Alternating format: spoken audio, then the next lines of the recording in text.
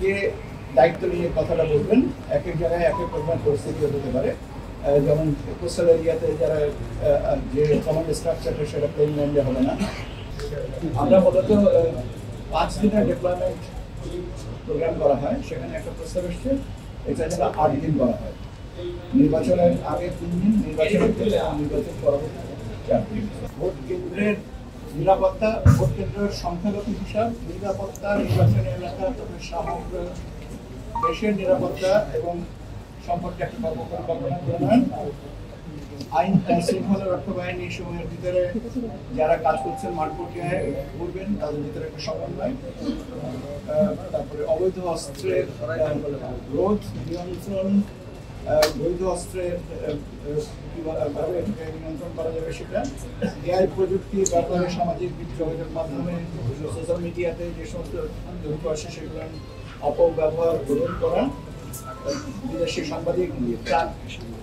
পর্যবেক্ষক যে পর্যবেক্ষণ সংস্থা আছে তাদের সাথে সহযোগিতা, তাদের নিরাপত্তা,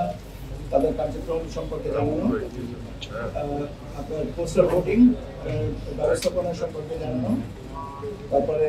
আপনার অবৈধ অনুপ্রবেশ, কারোর টাকার নিয়ন্ত্রণ,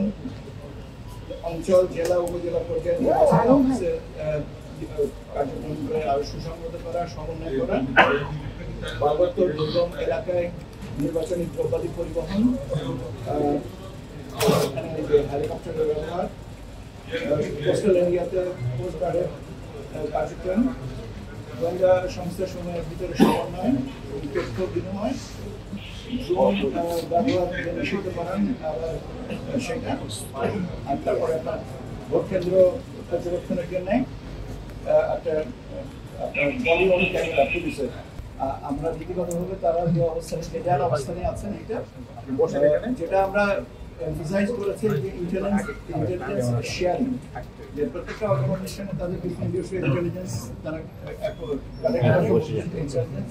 শেয়ারিংটা হবে করলে জিনিসটা আরো সম্ভব একটা অর্গানাইজেশন একজন এক জায়গা থেকে ঝুঁকিপূর্ণ মনে করেছেন, আরেকজন করেছেন 3টা জায়গা,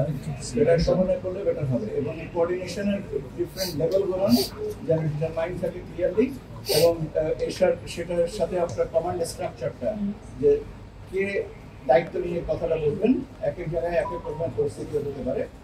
যেমন কোস্টাল এরিয়াতে যারা যে কমান্ড স্ট্রাকচারটা সেটা প্লেন ল্যান্ডে হবে না, প্লেন লাইনের কমান্ড স্ট্রাকচারটা বর্ডারে নিয়ে রাখতে হবে না, এরকম জায়গাগুলো নিয়ে আর একটু পারমিশ করতে হবে এবং এই সমস্ত ব্যাপারে আমাদেরকে উপাত্ত দিয়েছেন। যানবাহনের ব্যাপারে বলেছেন যে যানবাহন একটা সীমাবদ্ধ যানবাহনের স্বল্পতার একটা বিষয়, তো সে ব্যাপারটাকে যদি অ্যাড্রেস করা যায়, অন্যথায় রিকুইজিশনের একটা পদ্ধতি আছে, সেই পদ্ধতিগুলো নিয়ে